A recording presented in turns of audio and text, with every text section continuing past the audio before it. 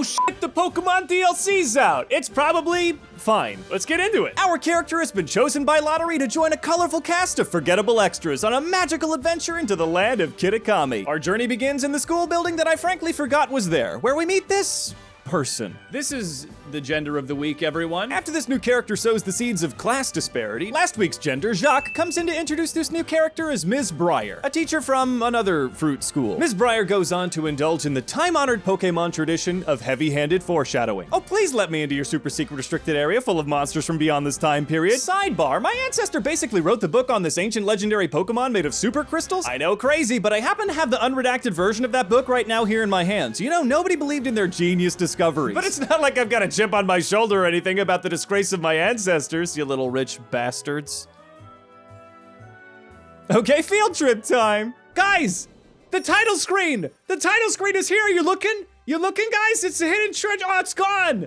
Did you see it while it was there? It said it was the hidden treasure of Area Zero. It's back! There's a new one, it's the Teal mask! Am I putting this in? If you're seeing this, I put it in. Hey, you know, you're right, I haven't done any self-promo yet. Welcome everybody, I'm Hades on holiday, and this is my Pokemon Scarlet Teal Mask Nuzlocke. If you'd like to support me, give the channel a subscribe, and maybe give this video a like and a comment too. Also come follow the Twitch where I do all these streams. We have a blast over there. All right, let's get to it. So once our flight lands at the bus station, one of the extras, who does not even have a name, says he has a stomach ache or something. So we take this as an opportunity to ditch these losers and play the fucking game. And as Nuzlocking Nuzlockers, our challenge begins. So, the DLC starts around levels 60 to 70, but all of our fan favorites from the surprise trade only Nuzlocke, the full series on YouTube, are way too freaking strong. Also, some guy named Red Blaster traded me a freaking Rayquaza in the finale, and it would frankly be unconscionable to airstrike the DLC with this literal dragon god. So priority number one is getting a totally new team. So we're gonna do basic Nuzlocke rules for this one. If a Pokemon faints, it ran away while you were at camp. Also, we can only catch one Pokemon per new area. And we're just gonna do the rule of cool. So each new area, I'm just gonna choose one Pokemon to be our new encounter. And so the first member of our new team is Cross Stepdad. He's not our real dad, but goddamn, is this guy really emotionally available. Being level 55, he immediately evolves, but it's not like I'm gonna start calling you dad now, okay? As soon as we enter town, we're confronted by two haircuts battling for dominance named Carmine, as well as her wet blanket little brother that suffers from a far more advanced case of haircut cannibalism. Now, Carmine doesn't take kindly to outsiders, so she challenges us to a battle. Come on, sis, you just want a battle, making a big fuss over nothing. Stay in the car, Kiki! The adults are talking! So into the ring of combat we go with Lizardface. And she just sends in a puppy. You know you can evolve your Pokemon, right? They actually get a lot stronger when you do that. The anime was very misleading. Pikachu's actually pretty mids. Both siblings are seemingly blown away that I was able to defeat a bunch of high-level baby Pokemon, and then they scurry off. We then meet up with the Caretaker, whose name is Caretaker, so you know he's important. And he goes off to help unnamed extra number 2. Head to the community center. Well, what if I went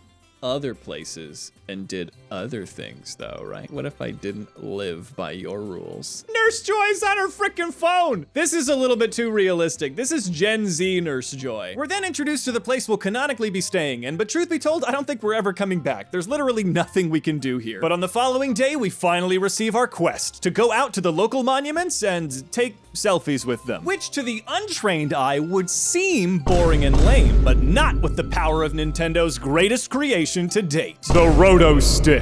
This cutting-edge masterpiece of game design allows you to place your sentient floating ghost phone on a 48-inch stick so you can get it slightly farther away from yourself. Yeah, eat shit, Baldur's Gate. So it turns out we need to buddy up for this assignment, and Kiki has really been jazzed on us ever since we beat the crap out of his sister, which I can respect, but frankly, this kid says wowzers all the time, so sadly I must bully him relentlessly. He challenges us with another team full of high-level babies whom Cross Stepdad destroys. Kiki says his catchphrase again. God, I thought I told you to stay in the car. Either way, victory was ours. Good show! Oh, it's Chicken Dance Guy. I will remember you forever, Chicken Dance Guy, for all the memories we've shared, such as you doing this. Are you also doing this? And the animator's giving you this amazing thing to do. Good show. Either way, our task was set, but Kiki didn't want to walk with us. He said he was much more comfortable stalking us from a distance, watching, waiting, plotting. Is this how the animators and designers and coders get around not having him with me? Is he's just stalking from a far distance? He's like creeping around the house. Do you see him? Look closer. Look closer. Closer. There he is! So with Kiki around, we set out on our adventure. Before I get very far, I run into gentrification personified. They call me a commoner, and then they say they want to battle in exchange for riches. Yeah, so Equinox might be making a special guest appearance. I do feel a little bit better after my Dragon Shark earthquakes their cat. But after all that, these real estate investors just give me 17K. I can't even buy a mint with that. This is making me hangry. I'm gonna go get a... Oh, that's an applin. Oh, I guess that's our next encounter. So Hulk and Psyduck names this little guy Fuji. Welcome to the team, Fuji. I promise not to eat you, unless it's an emergency. I rush off to the Mossfell Confluence, weird name, and we snag a syrupy apple to make Fuji a gooey little boy. Oh yeah, that's a good gooey little boy. Speaking of good little guys, I catch a cutie fly who evolves within seconds. Seriously, do people not know you can just do this? The Wobblehawk names this adorable little scarf-wearing bumblebee Apollyon, which I'm pretty sure is Greek for a little heckin' cutie. Then we just run into Jacques, who says he came specifically to see how we're doing because he's our homeroom teacher. What about all your other students, sir? Oh shit, were they never real to begin with? Am I in a simulation? Oh, hey, an egg. Hey, thanks, Jacques. What was I talking about? Oh yeah, we got an egg. Okay, come on. Chimchar, fucking Chimchar, please, Chimchar, come on, lend me your energy, everyone. Spirit Ball, here it comes. It's gonna be a Chimchar. Who's it gonna be? It's gonna be Chimchar. Okay. Well, Grottle, welcome to the team. What are we gonna name our little baby? That's Dave, just Dave. That's Dave. All right, Dave, let's fill you full of drugs so that you evolve. Torterra, yes! You have been born for 5 seconds and you are already a full adult. Get a job. Here's your 401k. Invest in a Roth IRA. So now that Dave was old enough to pay rent, we go to our first historic site and begin to, oh my God, Jay's okay. Ooh, oh. Hey, Kiki, how long have you been standing there? God, this kid is creepy. Okay, so we read the local legend and it tells the story of an ogre on a rampage and 3 heroic Pokemon that literally sacrifice their lives to stop it. And ding, ding, ding, red flag alert, Kiki says he's super into the ogre because the ogre was alone? Look, I know that this myth is gonna turn out to be bullshit anyway because these 3 Pokemon are literally on the goddamn cover of the DLC. They're not dead, they're fine, look at them. We're just gonna catch them along with the ogre and we're gonna be best friends or some shit. But this little sociopath doesn't know that. He loves the ogre because he sees him as a tragic figure, I guess, because he was able to murk these 3 fools 3v1? Kiki is getting way too into true crime. No, I do not want to hear anything more about the Dahmer documentary. Just stay in the car, Kiki. There may come a time when I stop yelling on the internet about the plot of Pokemon games, but today is not that day. This kid is giving me like a cry for help wrapped in a landmine. Why don't we just take this selfie, okay? Hold on. Did we not use the selfie stick? Because our phone that is possessed by a flying sentient ghost can float several feet away and just take the photo for us? Oh, thank goodness we have the selfie stick, though! I guess if the game doesn't want us to use it, I'm gonna take a picture with me and my stepdad. Yeah, I guess he's pretty cool, or whatever. Makes my mom happy. So after blowing off some steam by beating up baby Pokemon, we get our next encounter with Vulpix. Her name is Flambetty and she is an adult now. So as we go towards our next historical selfie, we pass the beginnings of a cute little festival. And I for one can't wait to check out these cute little stalls. This looks charming as heck, man. And just around the corner is the second oh God! God! Oh my God! You would think I'd be used to it, but clearly I'm not. No, it's fine. Let's just read the plaque, okay? So we find out that the ogre possessed 4 mystical masks that were sort of like the terrestrialization of old. And the 3 super dead hero Pokemon that are super actually dead took 3 of them, and the people of Kitakami still have those masks in Kitakami Hall. But that probably doesn't matter. So Kiki does some more ogre sympathizing. He thinks he's a super rad anti-hero type. He even says that he wants to be as cool as the ogre. Kiki, we need to get you some better role models and maybe talk about your choice in podcasts. But for now, let's just take the selfie. Kiki goes on to say that the ogre's dreaded den is actually just up the mountain and that we should go explore it together, alone, and that I shouldn't text anybody about where I am or where I'm going. All right, this seems legit. So on our way to a second location, we catch Patina, and yes, they immediately evolve. We then catch an earthworm that Skellybob names Mrs. Wiggles. Then comes a Hetena that Bookishly Boov names Floop. And by this time, we've got a full team of new Pokemon, which is great because this coughing decided it would rather unalive itself than join us. I'm actually still upset about this. Ariolu also prefers the sweet embrace of death over being on our team, really trying not to take this personally. We do catch a Tynamo though, and I name him Limewire. And then we finally arrive at Kiki's murder den. He thinks a display of violence will make his BFF the ogre appear, so I oblige and destroy him. After a little foreshadowing in the foreground, Kiki tells us that tonight is the Festival of Masks. And knowing that this kid is one more rejection away from slipping down the alt-right pipeline, I tell him we can go together. He's super into that answer. God, we gotta work on this, Kiki. That smile is the scariest thing I've ever seen in my freaking life. So we stop by Kiki's house where his grandpa corners us into saying we're his friend. And both grandparents seem overjoyed to see Kiki off Reddit for a night. But that doesn't matter because I finally get a new outfit. Oh yeah, this is why I bought the DLC. Why does my hair look that way. Can I please put my hair back? I was so excited about getting a cute outfit, and you've managed to ruin that. I take a quick flight back to my home continent so I can get help from a real professional. She's like, oh, okay, so you're here for a haircut? Yes, ma'am, please help me now. After a mere 12 hours, I return to find Carmine and Kiki at their shed. Apparently, they only have 2 masks for the festival, and despite my loud protests that I could not give less of a shit about this, Carmine challenges me to a battle, where she low-key tries to get flirty. Ma'am, I am surely too young for you. So I beat her, and big surprise, nothing changes. I still don't have a mask, it's fine. God, you guys are so attention-starved. Can we go now? So we finally arrive at the festival, and ever since I saw the trailer, I've been super jazzed on this. Let's get exploring. Okay, I do want a mask. But you're not selling them. Okay. Ooh, yes. Where's the game? Where is it? Is something happening? Shaved ice, hooray. I don't have any need for this. Ice cream. Cool. Tight. But then I actually happened upon some gameplay. Ogre ousting. And despite the wickedly xenophobic title, this game freaking slaps. It's even multiplayer. I had folks from chat come in and play with me. It was a blast. Wickedly hard, but super fun. I guess I'll get back to the rest of the game now. So while I'm walking the festival grounds, I just run into the ogre, and my character thinks that they're just a strangely shaped human child because canonically, I forgot what kids looked like. Carmine pops by to talk more shit on Kiki and scares the ogre away, but not before it drops its mask, revealing it to be freaking adorable. I love this little guy. He's so cute, I forgot if I had any complaints about this DLC. Shut up and take my money, Nintendo. So Kiki shows up, and Carmine, for some reason, shoos him away, lying about the ogre. Kiki then spirals into self-loathing and walks off, as Carmine explains that Kiki has such a boner for this ogre that he'd feel left out that he didn't see it too. Which is why she lied to him and told him to get lost so that he wouldn't feel left out. I think these kids need, like, real help. Carmine even shows up the next morning to make sure we didn't squeal. Listen to me, you little son of a bitch. I run this town. I run things. And I don't know how to take negative responses and not let my emotions explode in an unregulated burst of raw energy. If I find out you blabbed, I'm gonna make you swallow a coughing whole. Wow, you're a real problem, Carmine. Carmine then bullies Kiki away from his own house so we can talk about the mask with their grandpa. I swear, this kid's one game of Call of Duty with his new big kid friends away from a very difficult path. So we show Gramps the mask, and he tells us that the whole myth is in fact wrong. The loyal 3 are jerks and the ogre's always been cool, because of course. And for some reason, everybody's still like, but don't tell Kiki. Look, I'm mean to Kiki in a fun way. He creeps up on me and I'm like, that's scary, but you guys are trying to destroy him from the inside. And oh, by the way, he overhears the whole thing. So I guess we gotta go do these selfies, so let's go get the last one, huh? And along the way, we catch Kick Puncher and Gly Girl. So we arrive at Monument number 3, and Kiki does challenge us to another battle, and we do destroy his team. This kid is ready to pop, man. Somebody really needs to talk to him. I mechanically don't have the ability to level with him and tell him that he shouldn't like the Joker movie for the reasons that he does. So after we read some historic fear-mongering, we finally finished our school assignment.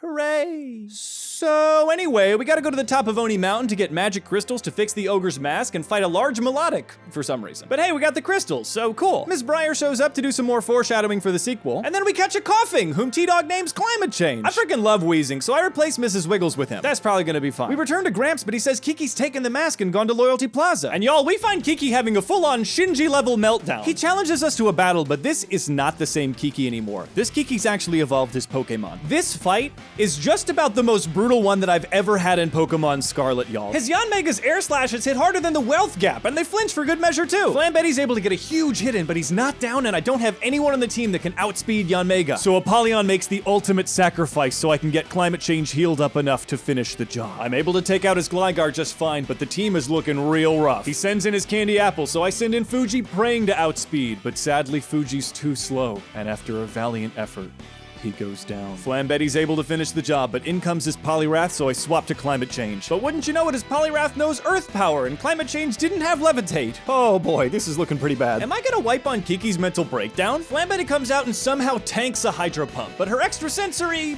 well, it doesn't do that much damage, frankly. And I'm not proud of this strategy, but we're not doing a hardcore Nuzlocke, so I heal stall him out of the Hydro Pumps, and I extrasensory him down bit by bit. I send in Cross Stepdad to fight his Cramorant, who, I shit you not, flinches us with Air Slash 4 frickin' times. Within an inch of Cross Stepdad's health, I'm finally able to take him down, and wait, what the hell is that? Cross Stepdad? No. Cross Stepdad was there for us when we needed him the most. And even though we never got to a point where emotionally I felt comfortable calling him Dad, I'll miss him like a real uncle. And just like that, we defeated the murderous Kiki at the expense of 4 of our Pokemon's lives. Why didn't you just stay in the car, Kiki? Though ironically, him murdering 4 of my guys makes him a lot like the ogre that he was really idolizing. So Kiki erupts in self-loathing teenage angst, which is apparently the exact key to resurrecting the 3 mythical incels of old. They wait for us to be impressed. After we tell them we're not interested in their podcast, they leave. But I have no time to worry about the havoc that these 3 high-value males can wreak, for I must send our 4 brave team members to the halls of their ancestors in Valhalla and figure out just what the hell we're gonna do. I bring in Kick Puncher, Patina, Dave, and Mrs. Wiggles. We go with Carmine to Kitakami Hall, where the caretaker, named Caretaker, says he ran into 3 really awesome guys, and so they gave them ancient masks of power and really good snacks. We find them all beating the hell out of Ogre Pal, and that just will not do, so we beat up the ugliest one as a show of force, causing them all to scatter. Kiki shows up and apologizes for his murderous rampage, so I guess we're cool now. He tries to return Ogerpon's mask, but Ogerpon is getting some stranger danger vibes, so I have to do it. Oh, this kid's gonna pop again sometime real soon, and Carmine is not helping by making me second in command in a team of 3 to stop these renegade losers. But off we go with the baby in tow. This is how Pokemon gets away with making mediocre games. They had the little guy do circles around you and then dance, and I'm like,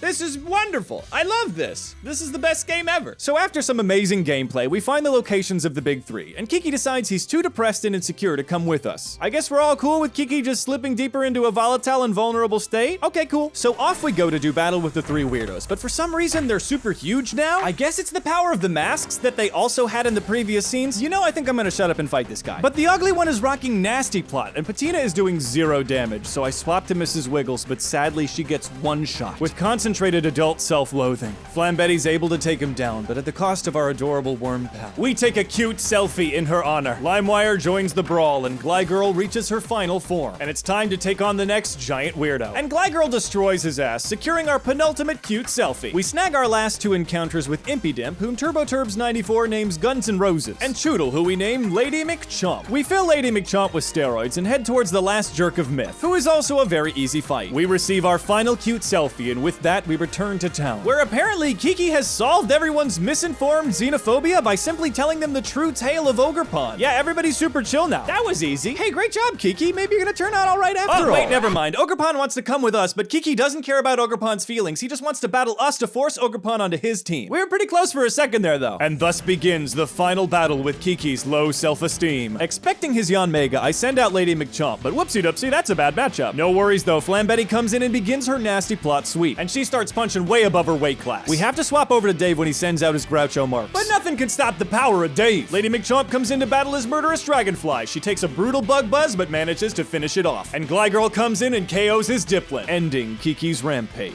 For now. But now comes the actual hard part. I need to prove myself in battle to Ogerpon, and let me tell you, this fight is brutal. Lady McChomp barely survives a low kick while doing heavy damage. I swap to Glygirl, but she gets destroyed by its signature move. Flambetti comes in and takes out the first form, but out comes the water mask. But with no safe switches, I have to stay in and do as much damage with Flambetti before she goes down for the greater good. With a clean entry, Dave descends, and nothing can stop the power of Dave. He takes out the rest of Ogerpon's masks, and so Ponyo joins the team. After killing 2 of my Pokemon, but at least he's cute. You'd expect Kiki to be excited that the ogre was in fact a murderer all along, but sadly, he still just runs off, continuing his downward spiral. Seriously, somebody's gotta talk to that kid. I know it's not gonna be Carmen. We give Glygirl and Flambetti Viking funerals and bring Guns N' Roses into the team. The next day we meet Carmine, who wants to fight because why not? And we mop the floor with her. Then Ms. Breyer and Caretaker round everyone up except Kiki, who's off spiraling somewhere, and tell us congratulations for walking to 3 plaques. You are all amazing good boy prodigies for being able to hike and take selfies. Gold stars for everybody. The extras are living for it. We did it. Yes, Chicken Dance Man, hooray, you don't even get a name. That was so much fun. I bet you guys had a great time not existing off screen. They give us a mochi making set and say that they're no longer responsible for our well-being, and to just do whatever now. Miss Breyer says she has to peace out so she can tease the next DLC, but Carmine would like to complete her arc. She says that she started this trip hating outsiders. But now she's ready to wait until she knows someone to hate them. To dislike people not because they're different or foreign, but for their personalities and actions. Honestly, go off, Queen. What a champion. And so I think we did it. I think we did the DLC, everybody. Hang on. Are they giving Kiki a villain arc? No, no, Kiki, no! Don't put that fedora on! Don't do it! It doesn't look as good as you think it does! You have so much to live for! No! Kiki! Thank you everyone so much for watching. If you'd like to support me in the channel, make sure to like, comment, and subscribe. Also, check out the Twitch channel where I do all these streams. We have a freaking blast over there. Come on by, I made some casserole. You're so skinny, you should eat some more. I don't know where this bit is going. Thanks again for watching. Leave a comment below if you want to see me play any other games. And otherwise, till next time, y'all. Hey, you should click on one of these things. Unless you see them, then it's fine. All right, bye.